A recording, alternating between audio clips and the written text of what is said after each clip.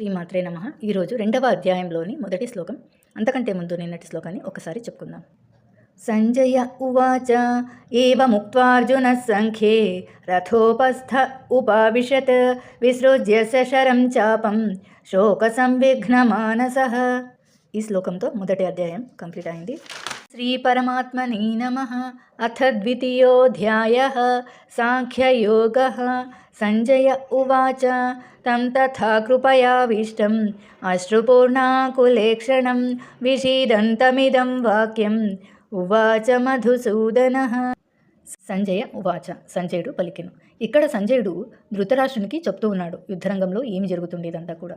తం అంటే అతనితో అంటే ఇక్కడ అర్జునుడితో, తథ ఈ విధంగా, కృపయా జాలితో, విష్టం నిండైన, అశ్రుపూర్ణ కన్నీరు నిండి ఉన్న, అశ్రు అంటే కన్నీరు నిండి ఉన్న, అశ్రుపూర్ణ, కులేక్షణం కళ్ళు వ్యాకులతతో, విషీదంతమిదం శోకంతో ఈ యొక్క వాక్యం మాటలు, ఉవాచ పలికెను, మధుసూదన శ్రీకృష్ణ.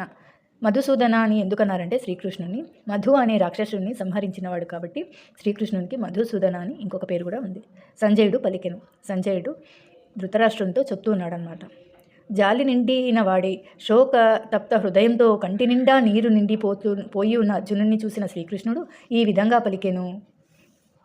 శ్లోకాన్ని ఇంకొకసారి చెప్పుకుందాం. సంజయ ఉవాచ తం తథా కృపయావిష్టం అశ్రుపూర్ణాకులేక్షణం విషీదంతమిదం వాక్యం ఉవాచ మధుసూదనః.